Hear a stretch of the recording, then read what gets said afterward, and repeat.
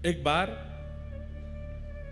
एक शिकारी जंगल में घूम रहा था शिकार करने के लिए, बहुत बड़ा शिकारी। घूमते घूमते जब गया तो देखा एक गुफा के सामने से निकला तो देखता हुआ जाता था कहीं कोई शिकार मिल जाए। गुफा में जैसे ही उसने झांक करके देखा तो कोई हिरन आदि तो नहीं दिखा। एक महात्मा बैठे थे, बड़ी बड़ी जटाएं उनकी, और महात्मा नेत्र बंद करके बैठ के ध्यान कर रहे थे। तुरंत अपना घोड़ा रोका और बोला कि मेरी माँ मुझसे कहती थी कि हम शिकारी हैं, हम वन में रहते हैं, हम मांस खाते हैं, लेकिन कभी भी कोई संत मिले, गुरु मिले, उससे प्रणाम जरूर करना, उससे आशीर्वाद जरूर लेना। दौड़ करके गया, महाराज जी प्रणाम, आपको वंदन करता हूं, आप इस जंगल में भजन कर रहे हैं, मैं इस जंगल का शिकारी हूं, मैं यहीं रहता हूं। महाराज जी ने नेत्र खोले, अच्छा बेटा खुश रहो। बोले अब मैं और तो कुछ आपकी सेवा नहीं कर सकता, मुझे बस ये बताइए कुछ पाएंगे, कुछ भोजन करेंगे, आप कुछ खाएंगे? नहीं नहीं बेटा, हम सब आनंद मंगल हैं, फलाहार करते हैं, फल खाते हैं, फल खा करके जीते हैं, और कभी 5-6 दिन में एक बार फल खा लेते हैं। फल खाते हैं, फल कोई खाने की चीज है? आप कहें तो मैं बढ़िया एक हिरन लेकर के आऊं, आप भोग लगाना, मुझे भी दे देना। अब संत बेचारे अब क्या बोले उसको। तो अब देखिए सत्संग का प्रभाव कैसा होता है। संत थोड़े मुस्कुराए, अब उसको ये तो नहीं कहा कि बेटा हम लोग मांसाहार आदि नहीं करते, उसको क्या बोले, तुम जो हिरण पाते हो ना वो तो सामान्य है, मैं तो एक बहुत ऊंचे हिरण की खोज में बैठा हूं, जब तक वो नहीं मिलेगा तब तक आहार ग्रहण नहीं करूंगा। अरे महाराज आप नहीं जानते, ये इतने कोस का जंगल, उसका सबसे बड़ा शिकारी हूं मैं, यहां कोई हिरण मुझसे भाग के नहीं जा सकता, शेर के चंगुल से बच जाएगा, मुझसे नहीं बच सकता। आप बताइए कैसा हिरण चाहिए आपको? महाराज जी बोले रहने दो, तुम ला नहीं पाओगे उसको। बोले नहीं नहीं बताइए। तो बोले लिखो कैसा हिरण है। कस्तूरी तिलकम ललाट पटले वक्षस्थले कौस्तुभम नासाग्रे वर मुक्ति कंतर तले वेणु करे कंकणम सर्वांगे हरिचंदनम सुललितम कंठे च मुक्तावली गोपस्त्री परिवेष्टितो विजयते गोपाल चूड़ामणि। बोले जिस हिरण की आश में मैं भूखा बैठा हूं वो हिरण कस्तूरी का तिलक लगाता है। शिकारी बोला कस्तूरी तिलक लगाता हिरण? मैंने ये तो सुना कि कस्तूरी उसके नाभि में होता है, पर उसका चंदन बना करके अपने माथे से लगा के घूमता है, ये हिरण तो पहली बार देखा सुना। बोला हाँ वो कस्तूरी का तिलक लगाता है। कानों में नासिका में मोती पहनता है। अच्छा मोती पहन करके घूमता है हमारी तरह? बोला हाँ। और इस हिरण की विशेषता क्या है? बोले पीतांबरी पहनता है, निर्वस्त्र नहीं घूमता है, पीतांबरी धारण करता है, धोती पहनता है, और सबसे बड़ी विशेषता अधर पर वेणु रख करके अपने कर कमलों से बजाता है। शिकारी बोला जीवन निकल गया, ऐसा हिरण तो नहीं देखा मैंने। बोले इसीलिए तो इस वाले हिरण को हम पाना चाहते हैं, उसी के लिए बैठे हैं यहां पर। महाराज मैं आपको वचन दे करके जा रहा हूं, वो इसी वन में है ना, आप बस इतना बताओ। बोला हाँ वो सब जगह है, वो यहां पर भी है। मैं आपको वचन देता हूं जब तक ये हिरण नहीं मिलेगा मैं भी भूखा रहूंगा, मैं भी शिकार नहीं करूंगा, इसी हिरण को पकड़ के लाऊंगा, तब तो आप स्वीकार करेंगे ना, उसको पाएंगे फिर मुझे भी दे देना। बोला हाँ फिर पाएंगे, हम लेके आओ। अब महाराज जी ने तो ऐसे टरका दिया, लेकिन एक क्षण का वो सत्संग किया गया। अब वो तो शिकारी सीधा था, उसको ज्यादा हम आप चतुर जैसे लोग थोड़े ही हैं, हम तो बहुत चतुर हैं। हमारे सामने कोई महात्मा ऐसे बोलते हम तो तुम हिरण थोड़ी है, ये तो भगवान की बात कर रहे हो आप, हम तो 2 मिनट में बोल देते। लेकिन बेचारा सीधा बोला ठीक है मैं अभी जाता हूं। निकल गया। दिन रात पहाड़ों में, नदियों में, तालाबों में, पोखरों में, सघन वन में जाता है और केवल ढूंढ रहा है तिलक लगा करके वंशी बजाने वाला, पीतांबरी पहनने वाला हिरण मुझे मिले। 1 दिन, 2 दिन, 3 दिन, 5 दिन बीत गए। भूख के कारण व्याकुल होने लगा। मुख सूखने लगा।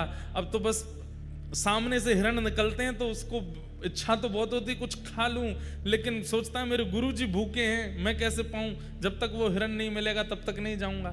7 दिन बीत गए, प्राण जब निकलने को होने लगे, आंखें खुलनी बंद हो गई। अब स्थिति अपने वश में नहीं थी। ठाकुर जी उसके भाव पर रीझ गए, बोले बताओ हमको ढूंढ रहा है, भूख प्यास से व्याकुल होकर के हमको ढूंढ रहा है, हिरण के रूप में ढूंढ रहा है।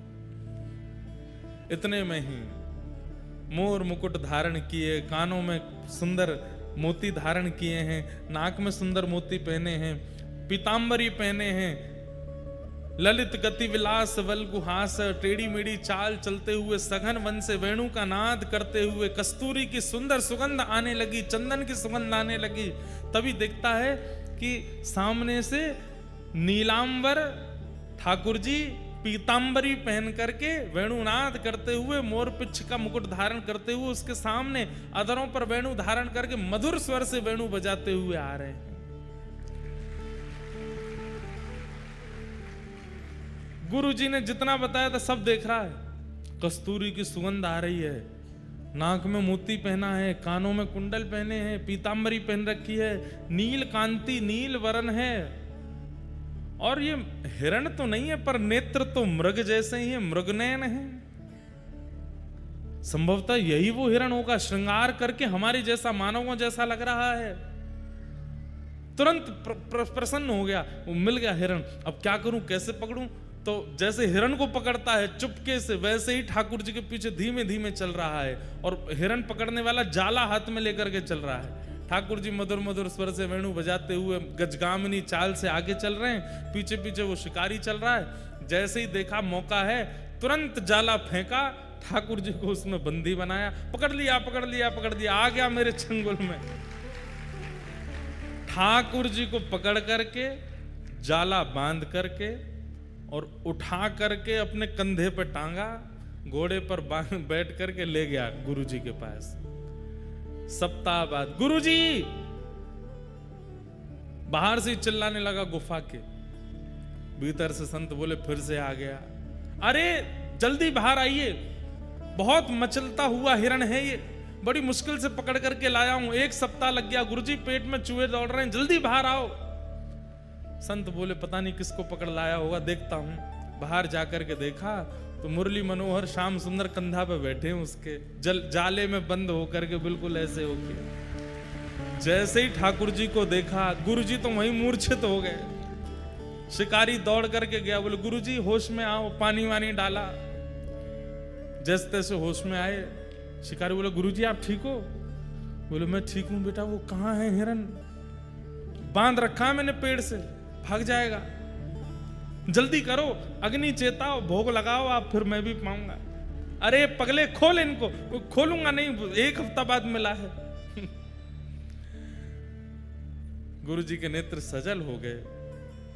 तुरंत कहा, बोले प्रणाम करो, साक्षात परमात्मा है, ये ईश्वर हैं, यही वो हिरण्यगर्भ हैं जिनकी इच्छा में रखता हूं। शिकारी तो प्रसन्न हो गया, दंडवत प्रणाम किया। ठाकुर जी ने उसको भी आशीष दिया, गुरु जी को भी आशीष दिया। सत्संग त्याग करवाता है। भक्ति, ज्ञान, वैराग्य और त्याग, भागवत। भक्ति के लिए विश्वास का पात्र, ज्ञान के लिए जिज्ञासा का पात्र, वैराग्य के लिए अनुभव का पात्र, और त्याग के लिए सत्संग का पात्र। ये 4 पात्र आपके चित्त में होंगे तभी भागवत विराजमान हो सकती है, नहीं तो संभव नहीं। तो जिज्ञासु के चित्त में ज्ञान विराजता है। 88,000 सौनिकादि ऋषियों ने 6 प्रश्न किए। किम श्रेय शास्त्र सारः स्वावतार प्रयोजनम, किम कर्म के अवतारश्च धर्मः कम शरणं गतः। सबसे पहला प्रश्न, भगवान के अवतार का श्रेय किसको जाता है? राक्षसों के लिए आते हैं कि भक्तों के लिए आते हैं? रावण आदि राक्षसों को मारने के लिए आए कि सबरी आदि भक्तों पर कृपा करने के लिए आए? पहला प्रश्न, भगवान के अवतार का श्रेय किसको जाता है? दूसरा, शास्त्रों का सार क्या है? हमारे हिंदू वैदिक सनातन धर्म में इतने सारे शास्त्र हैं, पर इन शास्त्रों का सार क्या है? इनकी मूल बात क्या है? तीसरा प्रश्न, स्वावतार प्रयोजनम, भगवान के अवतार का प्रयोजन क्या है? कभी मानव बन के आते हैं, कभी जानवर बन के आ जाते हैं, कभी नृसिंह बन के आते हैं, प्रयोजन क्या है? किम कर्म, भगवान के कर्म क्या है? भगवान क्या करते हैं? अवतार लेकर के कहते हैं कि ठाकुर जी कर्म नहीं करते, ठाकुर जी सोचते हैं, ठाकुर जी चिंतन करते हैं, और जो चिंतन करते हैं वो होता चला जाता है। ठाकुर जी ने चिंतन किया कि प्रलय होना चाहिए, उनके सोचते ही प्रलय हो जाएगा। ठाकुर जी अपनी भ्रगुटी टेढ़ी करते हैं तो बादल आकाश में छा जाते हैं, ठाकुर जी प्रसन्न हो जाते हैं तो धूप निकल आती है। ठाकुर जी के चिंतन से सब कुछ होता है, तो जिनके चिंतन से सारी क्रिया क्रियान्वित हो जाती है, उनको कर्म बंधन कैसे हो सकता है? तो वो कर्म क्या करते हैं आकर के? किम कर्म के अवतारश्च, भगवान के अवतार कितने हैं? 10 हैं, 24 हैं, कितने हैं? और फिर अंतिम प्रश्न किया, भगवान धर्म की स्थापना करके वापस चले गए अपने धाम को, तो जिस धर्म को ठाकुर जी स्थापित करके गए, भगवान के जाने के बाद उस धर्म का क्या हुआ? वो किसके पास गया? ये 6 प्रश्न हैं, और इन्हीं 6 प्रश्नों में अब कथा चलेगी। सौनकादि ऋषियों ने पहला प्रश्न किया कि भगवान के अवतार का श्रेय किसको जाता है? सीधा उत्तर है, राक्षसों को मारने के लिए ठाकुर जी नहीं आते हैं। वाल्मीकि रामायण में एक प्रसंग में ठाकुर जी कहते हैं, अगर मैं चाह लूं तो रावण का जन्म ही नहीं होगा, अगर मैं चाह लूं तो वैकुंठ में बैठे बैठे रावण का वध कर सकता हूं, लेकिन वैकुंठ में बैठे बैठे सबरी की हृदय की इच्छा पूरी नहीं हो सकती। उसके लिए तो मुझे आना पड़ेगा, उसके लिए तो मुझे प्रकट होना पड़ेगा। राक्षसों का वध वैकुंठ से हो सकता है, लेकिन भक्तों की मनवांछित इच्छा वो वैकुंठ से पूरी नहीं होगी, इसलिए भक्तों के लिए ठाकुर जी आते हैं। पहले प्रश्न का उत्तर, भक्तों के लिए ठाकुर जी आते हैं। वास्तव में तो बंधुओं, अब पुकारने वाला नहीं है, अब बुलाने वाले बचे नहीं है, इसलिए ठाकुर जी आ नहीं रहे। नहीं तो आज भी ठाकुर जी प्रकट हो सकते हैं। उस भावना से, उस इच्छा से, सबसे बड़ी बात है कि भक्त के चित्त में सबसे श्रेष्ठ स्वभाव क्या हो जिससे ठाकुर जी आवे? भोलापन। हम लोग भोले नहीं हैं, हम लोग सरल नहीं हैं, सहज नहीं हैं, इसलिए ठाकुर जी आते नहीं हैं। सरलता ठाकुर जी को सबसे प्रिय है। जितने सहज, जितने सरल, जितने, मैं कथाओं में कहा करता हूं, जितने चतुर बनोगे संसार को उतने अच्छे लगोगे, और जितने सरल बनोगे ठाकुर जी को उतने बढ़िया लगोगे।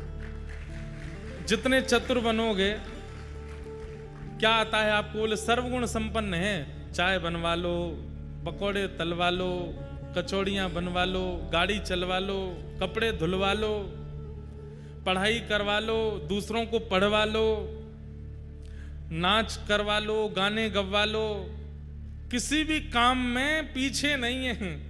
ऐसे लोग संसार को बहुत प्रिय होते हैं, लेकिन एक गुण है अंदर, पर वो एक गुण भी केवल ठाकुर जी के लिए, तो ठाकुर जी को बहुत प्रिय है, ठाकुर जी को अति प्रिय है। सीधी बात, जो सरल है, सहज है, सीधा है, ठाकुर जी को बहुत अच्छा लगता है। हम तो यही कहते हैं कि नित्य ठाकुर जी से प्रार्थना करो, बाकी सब तो आप स्वयं कर सकते हो। अपने कर्म बंधन से अपने कर्म बंधन खोल सकते हो, अपने कर्मों से सब कुछ निर्माण कर सकते हो। ठाकुर जी से प्रार्थना करो कि हे नाथ, मुझे तो आप सीधा बना दो, सरल बना दो, सहज बना दो। मैं बहुत चतुर हो गया हूँ, बहुत चतुराई मेरे चित्त में आ गई है। ये खाली मन बैठा बैठा कुछ ना कुछ सोचता ही रहता है। पहुंचे जिनका नाम था भोलानाथ, किशोरी जी की प्राप्ति करने के लिए वृंदावन के सेवा कुंज में रहते, और वहां रह करके बंदरों को जो चने डाले जाते, तो बंदर जब पा लेते उसके बाद जो चनों का छिलका बच जाता उसको खाते, और कभी चना हाथ में पड़ जाता, बंदर पाके चले गए, एक आध चना अगर मिल जाते तो उनको बीन करके रख लेते, जब बंदर सामने आते तो उन्हीं को दे देते, स्वयं छिलका पाते थे। अनेक वर्षों तक जब छिलका पा करके रहे तो एक दिन किशोरी जी को बड़ी दया आ गई और उन्होंने श्री राधा वल्लभ मंदिर से उनके लिए प्रसादी भिजवा दी। गुसाई जी लेकर के प्रसादी आए और कहा, भोलानाथ जी, किशोरी जी ने स्वप्न में आज्ञा करके कहा है कि भोलानाथ जी छिलका पाते हैं, उनके लिए मेरी राजभोग की प्रसादी लेकर के जाओ। ये सुनकर के भोलानाथ जी इतना रोए, इतना रोए, इतना रोए, और रोए तो रोए, किशोरी जी के ऊपर नाराज हो गए। क्यों? हे किशोरी जी, आपको मेरे पेट की पीड़ा दिखाई दे गई, मेरे हृदय की पीड़ा नहीं दिखाई दी। मैं छिलका खा रहा हूं, उसके लिए आपने अन्न मेरे पास भेज दिया, पर मेरा हृदय आपको देखने के लिए, आपके चरणों की प्राप्ति के लिए इतना व्याकुल हो रहा है, हृदय की पीड़ा आपको दिखाई नहीं दी।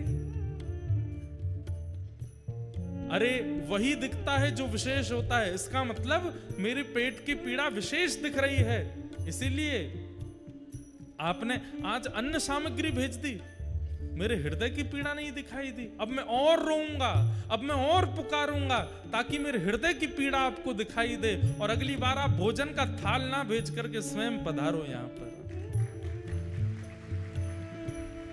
किशोरी जी ने उनका नामकरण किया, उनका पूर्व नाम भोलानाथ 50-60 ज्यादा से ज्यादा 80 वर्ष पहले वृंदावन में थे। आज भी कई ऐसे महापुरुष वृंदावन में जिन्होंने भोलानाथ जी का दर्शन किया था। किशोरी जी ने उनका नाम रखा भोरी सखी, उनको सखी बना, भोरी सखी, कितनी भोली।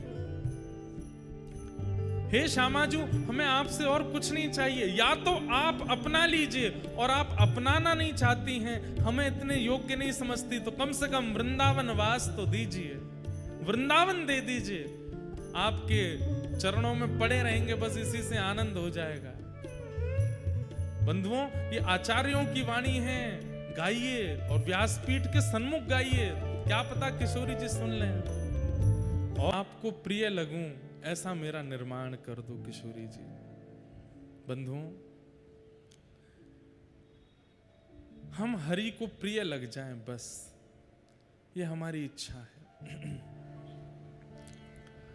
तो ठाकुर जी के अवतार का श्रेय राक्षसों को नहीं जाता, वो हमारे लिए आते हैं, हमारे भाव का, हमारे रस का, हमारी इच्छा का आस्वादन करने के लिए ठाकुर जी आते हैं, राक्षसों के लिए नहीं आते हैं।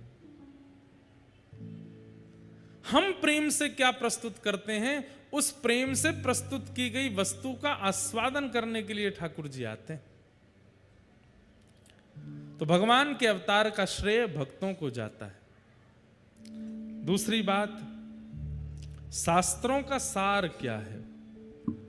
इतने शास्त्र हैं हमारे हिंदू वैदिक सनातन धर्म में, पर सार क्या है? तो वेद व्यास जी महाराज ने श्रीमद् भागवत को सारम सारम समद्वितम, भागवत जी को सार बताया, चारों वेदों को सार, महाभारत का सार, सबका सार श्रीमद् भागवत है। भागवत जी सार है। स्व अवतार प्रयोजनम, भगवान के अवतार भिन्न भिन्न क्यों होते हैं? कभी मानव बन के, कभी नृसिंह बन के, कभी कछुआ बन के, कभी कुछ बन के, एक ही रूप में क्यों नहीं आते? अलग अलग रूप क्यों धारण करते हैं? ठाकुर जी सर्व व्यापकता और सर्वग्राह्यता प्रकट करते हैं। केवल मानव बनकर के आएंगे तो एक प्रकार से जीवों के प्रति ये भावना हो जाएगी कि ठाकुर जी उनके नहीं हैं, हमारे ही हैं, वे सबके हैं, इसलिए सर्व रूप धारण करके आते हैं। हमारे यहां वृक्षों में भी श्री ठाकुर जी हैं, नदियों में भी ठाकुर जी हैं, पहाड़ों में भी ठाकुर जी हैं, अरे कहां तक है, राक्षसों में भी ठाकुर जी कहते हैं प्रहलाद मैं हूं, सब में मैं हूं। मासा नाम मार्गशीर्षो, हम मार्गशीर्ष महीना को ठाकुर जी अपना स्वरूप बताते हैं। सब जगह ठाकुर जी की व्यापकता है, इसलिए ठाकुर जी अलग अलग रूप धारण करके आते हैं। और फिर दूसरा रूप धारण करने का कारण होता है भक्त की हृदय की इच्छा। सब लोग सावधानी से सुनो। भक्त के हृदय में जैसी भावना ठाकुर जी की है, ठाकुर जी वैसे ही आते हैं उसके पास।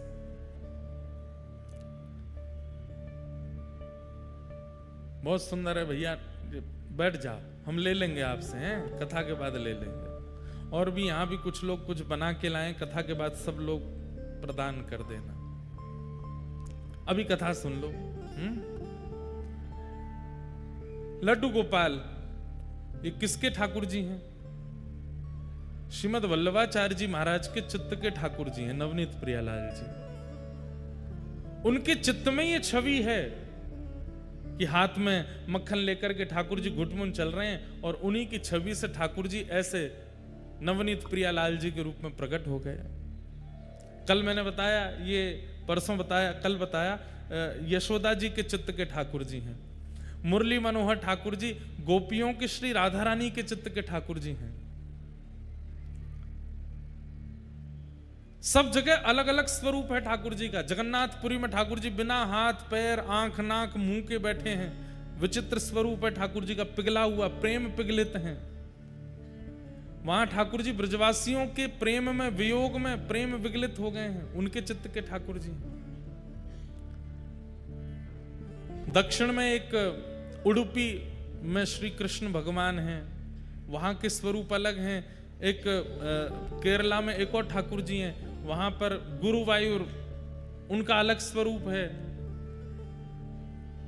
भक्त की इच्छा के अनुसार भी ठाकुर जी अलग अलग रूप धारण कर लेते हैं। पंढरपुर में वही विट्ठल बनकर के बैठे हैं। तो भगवान के अवतारों का प्रयोजन सर्व व्यापकता और सर्व इच्छा, सबकी इच्छा के लिए भी ठाकुर जी रूप धारण करते हैं। किम कर्म, ठाकुर जी का कर्म क्या है? केवल गौ ब्राह्मण संत वैष्णवों की सुरक्षा, ठाकुर जी का यही कर्म है कि ये प्रसन्न रहें। बस ये प्रसन्न रहेंगे तो पूरी सृष्टि प्रसन्न रहेगी। इसी का भाव ठाकुर जी चित्त में रखते हैं। के अवतारश्च, भगवान के अवतार कितने हैं? असंख्य। अवताराय असंख्य, एकादश स्कंद में वेद व्यास जी कहते हैं असंख्य अवतार हैं भगवान के। बताने को 24 हो जाते हैं, दशावतार हो जाते हैं, लेकिन देखा जाए तो 24 पर गिनती रुकती नहीं है। असंख्य हैं ठाकुर जी के अवतार। भक्तमाल जी में एक ठाकुर जी का स्वरूप है, उसका नाम है सिलपिल्ले भगवान। कौन से भगवान? सिलपिल्ले भगवान। एक बताने वाली बात तो नहीं, बता देते हैं। एक संत हैं, ठाकुर जी की अष्टयाम सेवा करते हैं, सुबह से शाम तक सेवा करते हैं। बिल्कुल एक क्षण के लिए अपने हाथ से वस्त्र बनाएंगे, अपने हाथ से भोजन बनाएंगे, अपने हाथ से इत्र लगाएंगे, अपने हाथ से सारी सेवा। मतलब सुबह 4 बजे उनकी सेवा प्रारंभ होती है, शाम 7 बजे तक हिलते ही नहीं है। रसोई और ठाकुर जी का कक्ष, रसोई ठाकुर जी का कक्ष, इतनी सेवा करते हैं। मैं दर्शन करने गया, मैंने महाराज जी आपके ठाकुर जी इतने भाव से सेवा करते हैं, आप सेवा करते हैं, ठाकुर जी को नाम कहा है? तो क्या नाम बताए? बवाल बिहारी। क्या नाम है? बवाल बिहारी। मैंने कि ये कैसा नाम है बवाल बिहारी? बोले थे बवाल नहीं है तो क्या है? सुबह सुबह उठ करके इनको ये पवाओ, उठते ही पट दूध पिवाओ, फिर लड्डू खवाओ, वो बना करके लाओ। और भाई सेवा करने वाले तो फिर विशेष रूप से करते हैं, जिनको केवल काम चलाऊ करना वो काम चलाऊ करते हैं। अब जैसे अभी महीना चल रहा है कार्तिक का, अब गुलाब का इत्र नहीं लगेगा ठाकुर जी को, अब मोगरा का इत्र नहीं लगेगा।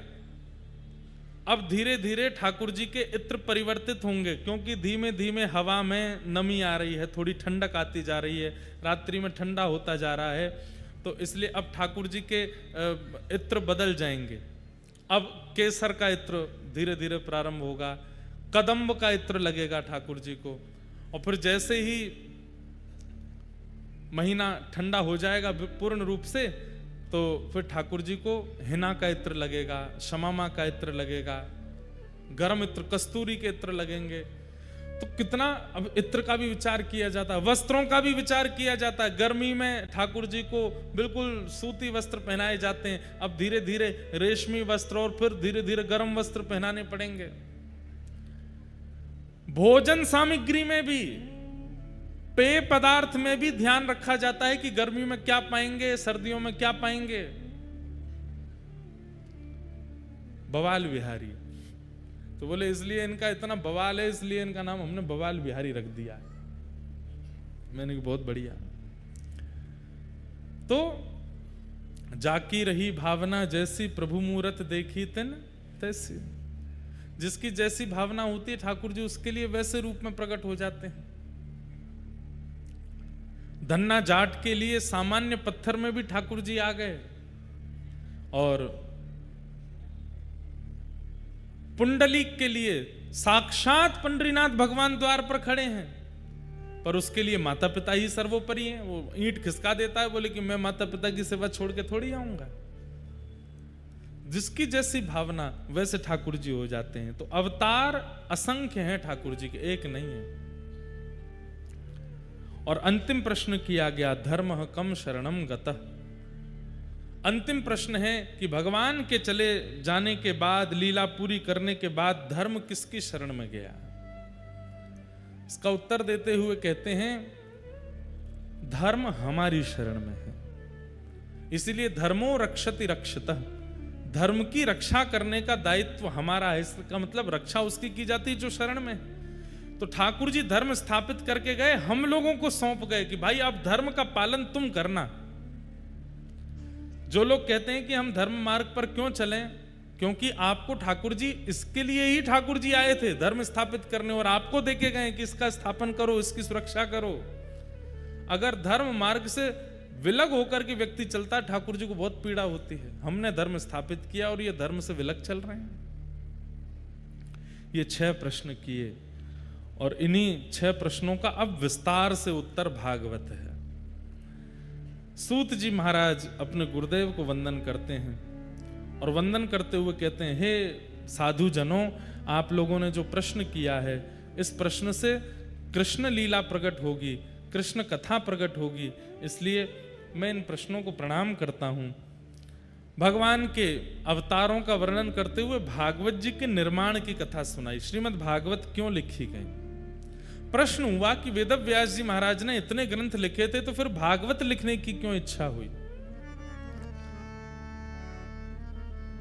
तब बताते हैं, इदं भागवतं नाम पुराणं ब्रह्म संहितं उत्तम श्लोक चरितं चकार भगवान ऋषि। वेद व्यास जी महाराज ने भागवत की रचना की। क्यों? जब वे इतना कुछ लिख चुके तो फिर भागवत क्यों लिखी? क्योंकि अपनी रचनाओं से संतुष्टि नहीं हो रही थी। संतुष्टि मतलब, बंधुओं देखो, रचनाकार को अपनी रचना के ऊपर पता होता है कि इससे कितना लाभ होने वाला है, कितनी हानि होने वाली है, उसको सब पता होता है। रोटी बनाने वाला, सब्जी बनाने वाली माता जी, उनको पता होता है कि सब्जी कैसी बनी है, लड्डू कैसे बने हैं। अगर श्रेष्ठ नहीं बने होते और कोई जबरदस्ती प्रशंसा करता है तो माता जी कह देती हैं, बोले देखो हमें पता है तुम बोल रहे हो बहुत अच्छा है, लेकिन हमको पता है आज हमने इतने मन से बनाया नहीं है, इतना अच्छा बना नहीं है। रचनाकार को पता होता है कि उसकी रचना कैसी है। वेदव्यास जी महाराज अपनी रचनाओं से संतुष्ट नहीं है। क्यों? क्योंकि व्यास जी के चित्त में इच्छा है कि मैं जो लिखूं उससे सबका कल्याण होना चाहिए, पुरुषों का, स्त्रियों का, हर जाति, हर वर्ण, हर व्यवस्था वाले का। लेकिन अभी तक जो कुछ भी लिखा है उनसे सर्वांगीण उद्धार नहीं हो रहा था। इसलिए व्यास जी लिखते तो जा रहे हैं, 18 उपपुराण लिख दिए, 17 महापुराण लिख दिए, 4 वेद लिख दिए, महाभारत लिख दी, लेकिन मन में संतुष्टि नहीं है। हर रचना के बाद सोचते हैं कि कुछ अधूरा है, कुछ रह गया है। तभी वहां नारद जी का आगमन हुआ और नारद जी महाराज आकर के बोले, व्यास जी क्या बात है, इतने असंतुष्ट क्यों हो आप? बोले, देखो मैंने कितनी पोथियां लिख दी, पर इतना सब कुछ लिखने के बाद भी मन संतुष्टि नहीं हो रहा। क्यों? मुझे प्रसंग इतना प्रिय लगता है क्योंकि जब से इस प्रसंग का मैंने अध्ययन किया और कथा में कहना शुरू किया, तब से संतुष्टि हमारे जीवन में भी आई। वास्तव में संतुष्टि का प्रादुर्भाव होता कैसे है? ध्यान से सुनो। नारद जी महाराज कहते हैं, व्यास जी मैं बताऊं आपको संतुष्टि क्यों नहीं है? बोले बताओ। कि भवतानुदित प्रायम यशो भगवतो मलम ये नैवा सौनतुष्येत मन्ये तद्दर्शनम खिलम। व्यास जी, आपने जितने भी ग्रंथ लिखे हैं उनमें घुमा फिरा करके 4 बातों को ही प्रधानता दी है आपने। कौन सी 4 बातें? धर्म, अर्थ, काम और मोक्ष। आपने अपने ग्रंथों में यही लिखा है कि धर्म कैसे किया जाए। एक ग्रंथ में एक बात लिखी, दूसरे में दूसरी लिखी, तीसरे में चौथी लिखी, घुमा फिरा करके धर्म की प्रधानता। दूसरा अर्थ की प्रधानता, तीसरा कामनाओं की पूर्ति कैसे हो, और अंतिम बात मोक्ष कैसे मिले। इन 4 से ऊपर आपने और कुछ भी नहीं लिखा है इतने पन्नों में। व्यास जी कहते हैं तो ये संसार इस 4 के व्यूह में ही तो चल रहा है, धर्म अर्थ काम मोक्ष। आप अपने आप से पूछिए, सब लोग इधर देखो, विशेष रूप से आगे वाले लोग। धर्म अर्थ काम और मोक्ष, सुबह से हम लोग क्या करते हैं? ये 4 ही काम करते हैं। सुबह उठते ही स्नान करना। स्नान करना क्या है? धर्म है। स्नान करने के बाद में कबर्ड खोल करके कपड़े पहनना, काम। अपनी इच्छा से देखते हैं कौन सा पहनना है। फिर उसके बाद नाश्ता करना, मन वांछित पराठे बनाओ या ये बनाओ, पूड़ी बनाओ, कुछ बनाओ, अपनी इच्छा, कामनाओं की पूर्ति। धर्म पहला, स्नान करना, अपने शरीर को शुद्ध करना, पवित्र करना, माता पिता को प्रणाम करना, जो कुछ भी है वो सब धर्म में आ गया। उसके बाद कपड़े पहनना, भोजन नाश्ता करना, ये आ गया काम, कामनाओं की पूर्ति। उसके बाद क्या करते हैं? गाड़ी में बैठे, बच्चे गए स्कूल, बड़े गए कॉलेज और बड़े गए अपने काम पर, ऑफिस। ये क्या है? अर्थ। बच्चे स्कूल क्यों गए हैं? ताकि हम अध्ययन करें, ताकि हम जब बड़े हों तो हम भी अर्थ कमा सकें। यूनिवर्सिटी क्यों गए? ताकि हम भी बड़े हों तो हम भी अर्थ कमा सकें। अर्थ के लिए ही अध्ययन कर रहे हैं। अर्थ। और फिर इन सब कार्यों के बीच में यदा कदा कभी मंदिर जाना, कभी मंगलवार का व्रत करना, कभी कथा सुन लेना, कभी सत्यनारायण की कथा कर लेना, कभी मंदिर में प्रणाम कर लेना, मोक्ष की कामना। इस 4 से अतिरिक्त और कुछ नहीं करते हम। धर्म करते हैं, अपनी कामनाओं की पूर्ति करते हैं, अर्थ की प्राप्ति करते हैं और मोक्ष के लिए यत्न करते हैं। इन 4 के पीछे ही हम सब भाग रहे हैं। वेदव्यास जी बोले, जब सृष्टि ही इस 4 के चक्र में चलती है तो मैं इस 4 से परे बातें क्यों लिखूं? धर्म अर्थ काम मोक्ष। तब नारद जी बोले, एक चीज भूल गए। बोले क्या? पंचम पुरुषार्थ। इन 4 के साथ में एक का होना बहुत जरूरी है, और वो एक क्या है? प्रेम। धर्म में प्रेम हो, अर्थ में प्रेम हो, काम में प्रेम हो और मोक्ष में भी प्रेम हो। प्रेम के बिना ये 4 फीके से लगेंगे। फिर ये 4 तो राक्षस भी कर रहे हैं, ये 4 तो चोरी चकारी करने वाला भी बेचारा अपना कर ही रहा है, वो उसके लिए वही धर्म है। लूट मार करने वाला, उसके लिए वही धर्म है, वो भी तो कर रहा है।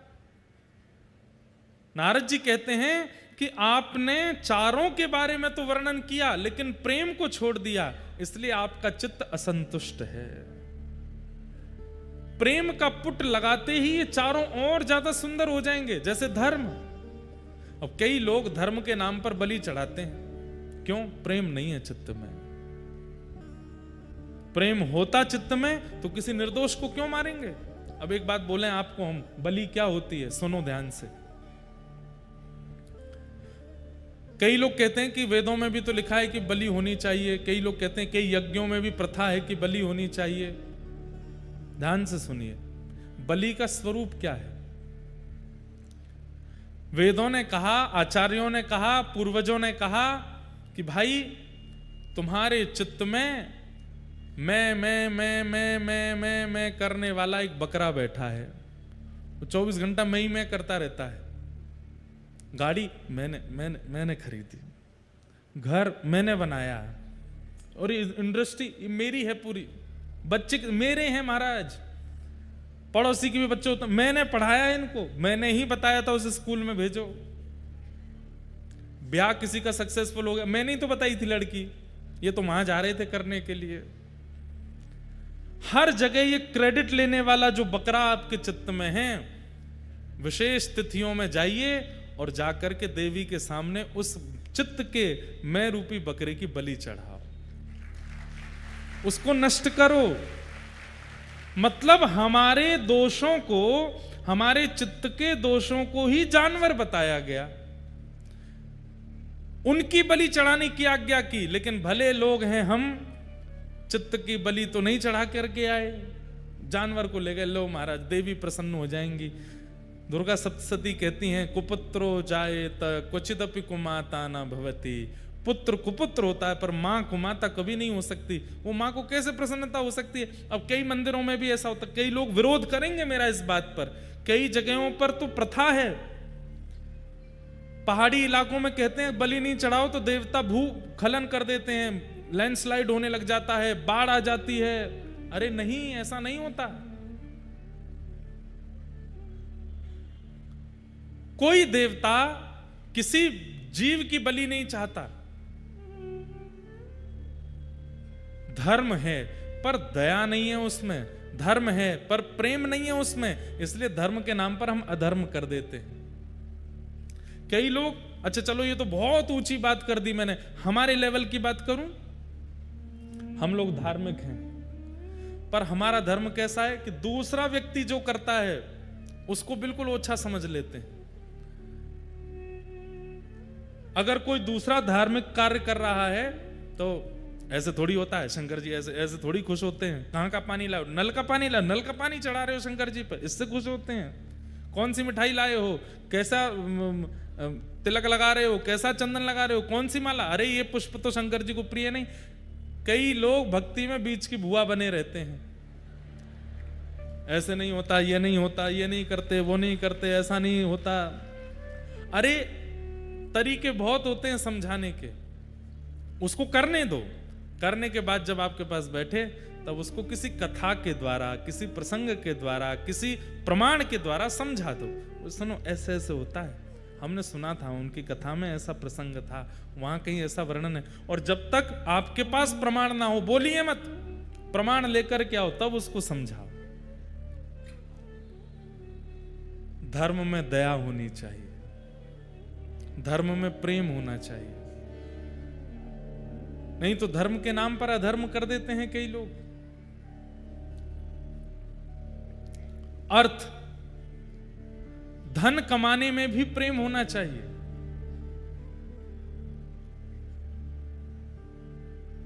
प्रेम कैसे होता है धन कमाने में? जितनी जरूरत है उससे अधिक, जैसे पता चला कि उससे अधिक आ गया है तो फिर मन में क्या विचार आता है, हमारा काम इतने में चल जाएगा, पर इसका क्या करें जो इतना आया है, इससे हम कुछ दान कर दें, पुण्य कर दें, सेवा कर दें, विवाह करा दें, अनाथ बच्चों के लिए कुछ करवा दें, कहीं कोई व्यवस्था कर दें, आदि आदि आदि। धन में प्रेम आ गया तो दान बन गया। धर्म, अर्थ, काम, अब काम में प्रेम कैसे आता है, कामनाओं की पूर्ति में प्रेम कैसे आता है?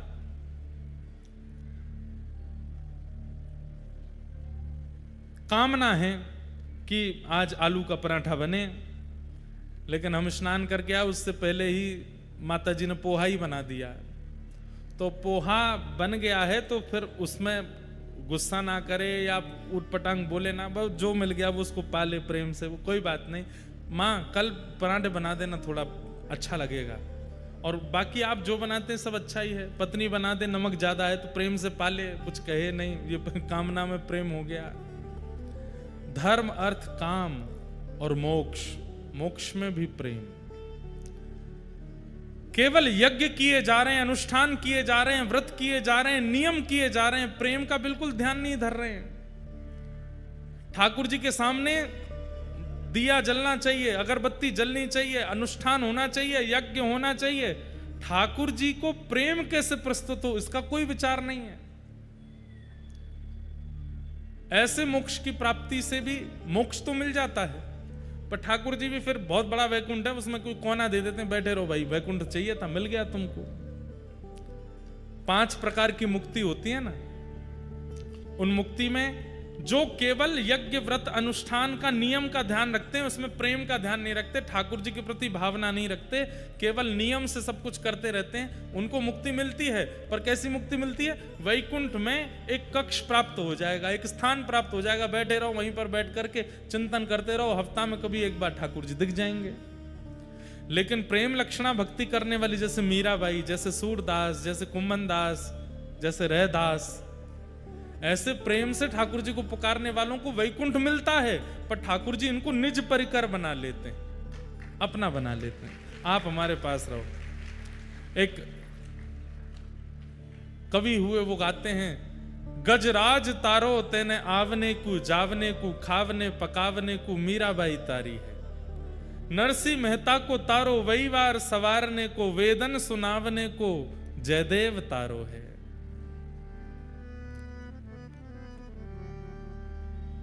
रैदास तारो तेने चामड़ा मधावने को। सबके लिए एक वाक्य कहा गया। बोले तुमने गज को क्यों तारा? बोले तुमको उस पर बैठ के सवारी करनी है, चलो वैकुंठ में चलो, वहीं पे तुम पे बैठा करेंगे। गजेंद्र को तार दिया। खावने पकावने को मीराबाई तारी है। मीराबाई क्यों तार दी? बोले राजस्थान की हो, बढ़िया बढ़िया खाती बनाती पकाती हो, चलो वैकुंठ में हमारी सेवा करो। निश्चित है कि वैकुंठ में ठाकुर जी की रसोई बाईसा ही बनाती होंगी, मीराबाई ही बनाती होंगी। क्यों? वो निज परिकर में आ गई हैं, क्योंकि प्रेम से ठाकुर जी को प्राप्त कर रही हैं, नियम से नहीं, अनुष्ठान से नहीं। इसका मतलब ये नहीं कि मैं अनुष्ठान आदि का, मैं खुद अनुष्ठान करता हूं, पर अनुष्ठान में प्रीति होनी चाहिए। संकल्प जब लेते हैं ना, ब्राह्मण देवता जब संकल्प बुलवाते हैं, उसमें पूछते हैं कि आपकी जो भी इच्छा हो उसको धारण कर लीजिए। उसमें यही इच्छा धारण करना कि हे श्याम सुंदर, आपके चरणों में हमारी प्रीति बढ़े, प्रेम बढ़े, आपसे जैसी प्रीति मेरी संसार में है, धन में है, व्यापार में है, अपनों में है, वैसी प्रीति आप में हो जाए। इस प्रीति के लिए मैं आपका भजन कर रहा हूं, यह अनुष्ठान करा रहा हूं। प्रेम,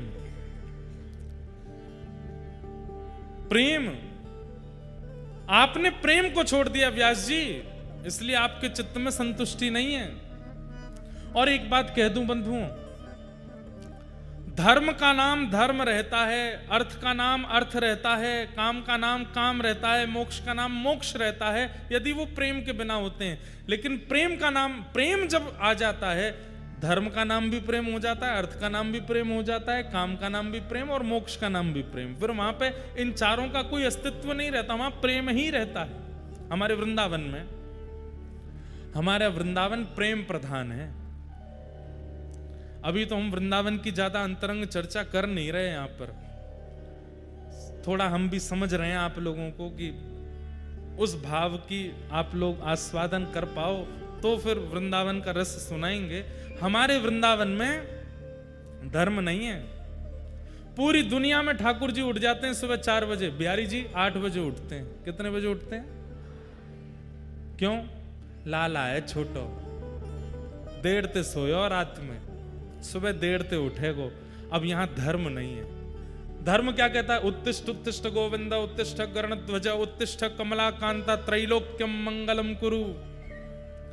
हमारे ब्रज में ठाकुर जी को मंगल कराने के लिए नहीं उठाते, उठा करके कहें लाला राजी रे, लाला प्रसन्न रे, अरे उठ गो नेक्सो सो लाला उठ गो, जय हो लाला की आशीष देते हैं उल्टे ठाकुर जी को। क्यों? धर्म नहीं है, प्रेम है। बिहारी जी में आरती होती है, घंटी नहीं बजती। एकमात्र ऐसा मंदिर है पूरे भारत में जहां घंटी नहीं बजती आरती में। क्यों?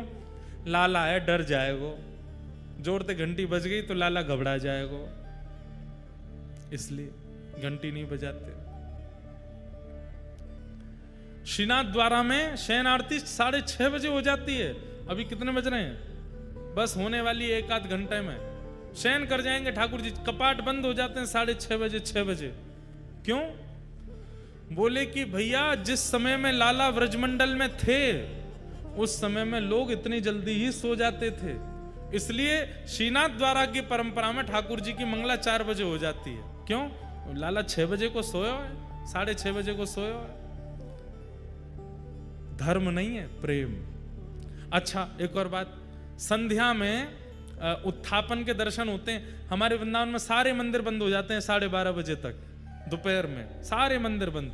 क्यों? दोपहर में सो रहे हैं ठाकुर जी हमारी आपकी तरह भोजन करके? नहीं, गैया चरावे गए हैं ठाकुर जी, गैया चरावे गए, गौ चारण करने के लिए गए। अब कब खुलेंगे मंदिर? हर मंदिर को नंदालय माना जाता है। क्या माना जाता है? नंदालय, मतलब नंद भवन। और 12:30 के बाद दर्शन इसलिए नहीं होंगे, लाला गयो, गैया चरावे गयो है। अब कब खुलेंगे दर्शन? 4:30-5 बजे होंगे, जब लाला लौट के आ जाएगा।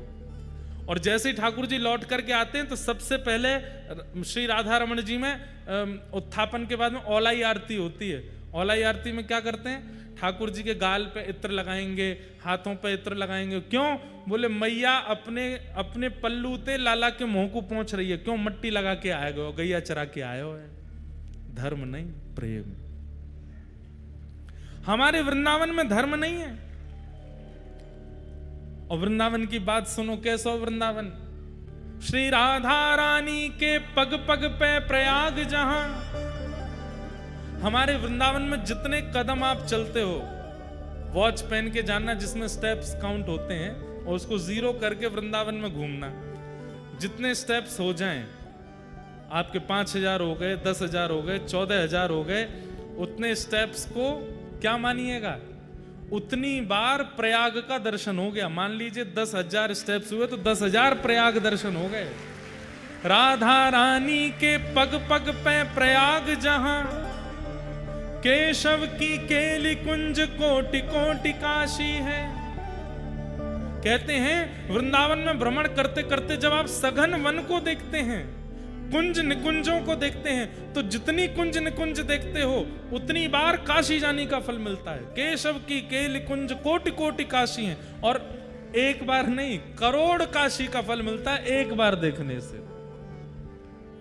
बुद्धि चकरा जाएगी। पढ़े लिखे साइंस के स्टूडेंट्स बोलेंगे कुछ भी बोल रहे हैं व्यासपीठ पे बैठ के, पर यही तो बात है कि हमारो वृंदावन पढ़े लिखे वाले इनको समझ में ना आवे। हमारे ब्रज में एक पद गाते हैं, उस पद में कहते हैं, प्रेम को प्रमुख यही वृंदावन धाम, प्रेम ही ते पायो श्याम रसिया ने नाम। प्रेम ही ते पायो श्याम रसिया ने नाम, याए जाने कहां गंवार, प्रेम नदिया की सदा उल्टी बहे धार। कौन पावे या को पार, प्रेम नदिया की सदा उल्टी बहे धार। याए जाने कहां गंवार। पढ़े लिखे लोग, उद्धव जी गए थे पढ़े लिखे, ठाकुर जी से कह के गए, आप रो क्यों रहे हो? ठाकुर जी बोले, ब्रजवासियों की याद आ रही है उद्धव, मथुरा जब से आया हूं मैं। परमात्मा हैं आप भगवान हैं, आपका रोना शोभा देता है। ठाकुर जी कहते हैं, मुझे पर ब्रजवासियों ने मुझे अपने प्रेम पाश में बांध लिया उद्धव, मुझे उनकी याद आ रही है। अरे ऐसी बातें मत करिए, वेद हंसेंगे आपके ऊपर। जिन वेदों ने नीति नीति कह करके आपको परमात्मा रूप बना करके प्रकट कराया, उन वेदों को क्या लगेगा जब आप कहेंगे कि आप ब्रजवासियों के लिए रो रहे हैं? ये मोह ममत्व आसक्ति आपके चित्त में, आप तो भगवान हो। उद्धव, मुझे नहीं समझ में आ रही तुम्हारी बात, तुम एक काम करो। बोले क्या? ब्रजवासियों को समझाया हो जो तुम मुझे बता रहे हो कि मैं वेदों से प्रकट होता हूं, मैं परमात्मा हूं, मैं भगवान हूं। सब लोग इधर देखो, ध्यान से सुनना। ठाकुर जी कह रहे हैं ये बात तुम ब्रजवासियों को बताया हो। उद्धव बोले ऐसा बता करके आऊंगा, ऐसा बता करके आऊंगा, जीवन में कभी आपको याद नहीं करेंगे। माया और परमात्मा का रूप क्या होता है प्रकट कर दूंगा ब्रजवासियों के सामने अपनी लच्छेदार वाणी में। अरे मैं बृहस्पति का शिष्य हूं। भगवान बोले जाओ, सुनो, ज्यादा संस्कृत मत बोलना, ब्रजवासी सीधे हैं। मुझे मत समझाओ ठाकुर जी, आप मुझे बोलने में बहुत संकोच होता है, पर आप क्यों भूल जाते हैं कि मैं बृहस्पति का शिष्य हूं? मुझे जाने तो दीजिए। अच्छा कब आओगे तुम? शाम तक आ जाऊंगा। ठीक है, सुनो इधर आओ। ठाकुर जी ने अपना पटका उतार करके गले में पहनाया, मुकुट में से मोर पुच्छ निकाल करके पहनाया। उद्धव बोले ये क्यों कर रहे हैं आप? इसके बिना जाओगे तो ब्रजवासी तुमसे बात नहीं करेंगे, इससे पता चल जाएगा कि मैंने तुमको भेजा है। अच्छा जाता हूं। 6 महीना बाद लौट करके आए उद्धव जी। कितने महीना बाद? 6 महीना बाद। और 6 महीना पहले जिस उद्धव की वाणी थी, उन उद्धव जी की 6 महीने बाद की वाणी क्या है? अपनी झोली फैलाते हैं और कहते हैं आशा महो चरण रेणुज श्याम हम श्याम वृंदावने किमपि गुलमलतौषधीना। हे विधाता, हे परमात्मा, हे ब्रह्मा, यदि मैंने कोई अच्छे कर्म किए हों और उन अच्छे कर्मों के फल के स्वरूप अगला जन्म मेरा अगर धरती पर होना हो, कृपा करके वृंदावन में दे देना और मेरी प्रार्थना स्वीकार कीजिए, मुझे मानव बना करके मत भेजना। तो क्या बने? आशा महो चरण रेणुज श्याम हम श्याम वृंदावने किमपि गुल मलतौषधीणाम। छोटा सा पौधा बना करके भेजना, बड़ा पेड़ भी नहीं, ऐसी पौधे की जाति में भेजना जो बड़े होते ही नहीं है, छोटे ही रहते हैं। ब्रह्मा जी प्रकट हो गए, क्या मांग रहे हो उद्धव? छोटा पौधा क्यों? बोले ताकि जब जब हवा चले इन ब्रजवासियों की चरण रज मुझ पर सनाती रहे, सिर से लेके नीचे तक मैं इसी ब्रजरज में सना रहूं, ऐसी कृपा कर। 6 महीना बाद उद्धव जी लौट करके आए। ये लंबी दाढ़ी हो गई, बड़ी केश जटा बन गए थे उनके। जैसे ही मथुरा पहुंचे, भगवान के सामने आ। भगवान बोले कौन हो भैया, कहां से आए हो? मैं हूं उद्धव। उद्धव, तू तो शाम को आ रहा था, 6 महीना निकल गए। नेत्र सजल हो गए उद्धव के, चरणों में गिर गया। बोले नाथ मैं एक प्रार्थना करूं आपसे। बोले क्या? शंकर जी को बुला लीजिए, ब्रह्मा जी को बुला लीजिए और कह दीजिए सृष्टि वो संभाल लेंगे, आप तो वृंदावन चलो, आप तो ब्रजवासियों के बीच में रहो, किशोरी जी के पास रहो। इस सृष्टि का भार शंकर जी को, ब्रह्मा जी को दे दीजिए, क्योंकि आपके उपयुक्त स्थान वैकुंठ नहीं है, आपके उपयुक्त स्थान गोलोक नहीं है, आपके लिए उपयुक्त स्थान तो श्रीधाम वृंदावन है, वहीं चलो। उन गोपियों के बीच में रहेंगे ठाकुर जी, गोपियों के घर की बासी दही पाएंगे, आधी रोटी पाकर के चोरी कर करके रहेंगे। इन गोपियों के स्नेह प्रेम के आगे मेरा ज्ञान फीका पड़ गया नाथ। किशोरी जी की चरण रज में रहेंगे, यशोदा मैया की चरण सन्निधि में रहेंगे। चलो मैं आपको ले जाने के लिए आया हूं। हाथ पकड़ करके ले जाने लगा ठाकुर जी को वृंदावन उद्धव। हमारे ब्रज में कहते हैं ऊधो सूधो है चलो, सुन गोपिन के बोल, ज्ञान बजाई डुमडुमी, प्रेम बजायो ढोल। ज्ञान की डुमडुमी बज गई ब्रजवासियों के प्रेम के आगे। एक पंक्ति मुझे मिल जाए, मैं उद्धव गोपी संवाद बहुत ज्यादा कहता नहीं हूं कथा में, क्योंकि भाव स्थिति इतनी आगे चली जाती है कि फिर मैं ही नहीं निकल पाता उससे।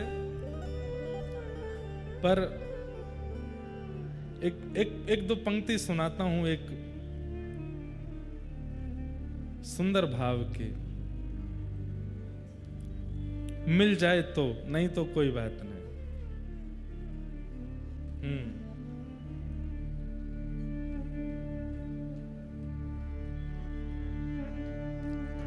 जब उद्धव जी महाराज वृंदावन गए, नंद बाबा से मिले,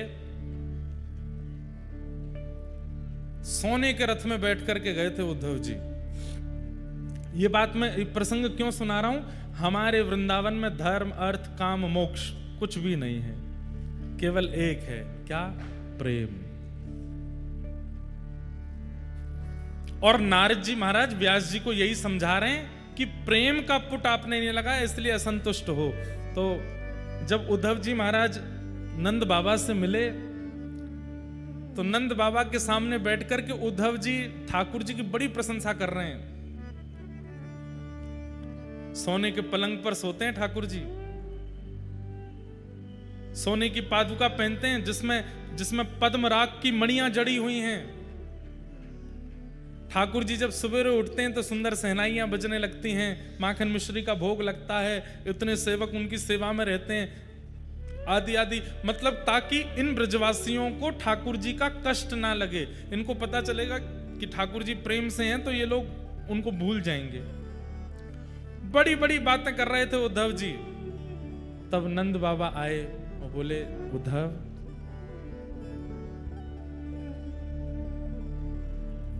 यहां तो खातो मैया सो रोटी, यहां तो खातो मैया सो रोटी,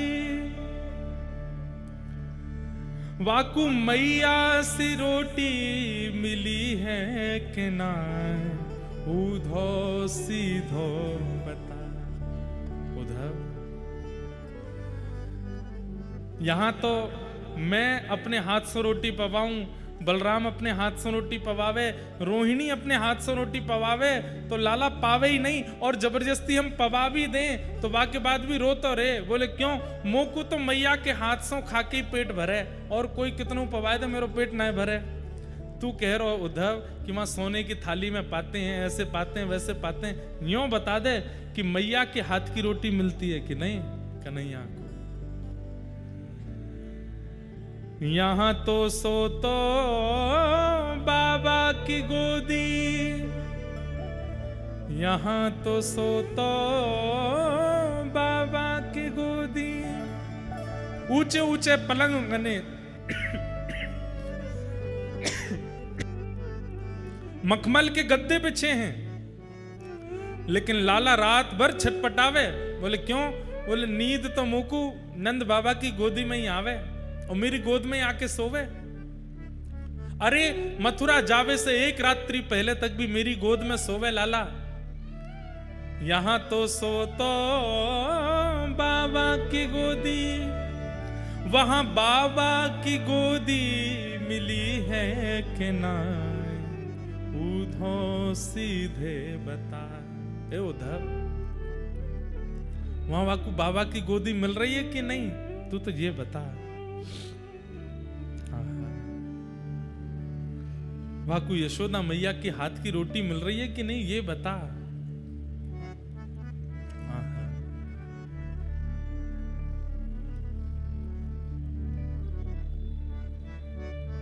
यहां तो धावे गैयन के संग, यहां तो धावे गैयन के संग, वाकू गैयन को संग मिले है कि ना, उधो सीधे बता। गैया ने चरावे जावे मथुरा में ना? वो तो गैया नहीं चराते। बाबा की गोदी में सोवे मथुरा में? बोले ना, वो तो बिस्तर पर सोते हैं। मैया के हाथ की रोटी खावे कि नहीं? बोले नहीं, वो तो थाली में खाते हैं। बोले उद्धव कितने वर्ष हो गए कन्हैया को गए हुए? बोले इतने वर्ष हो गए।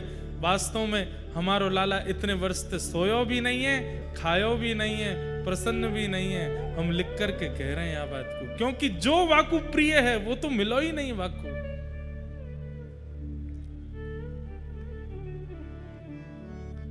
गुजराती में भी एक पद द्वारिका में गाते हैं,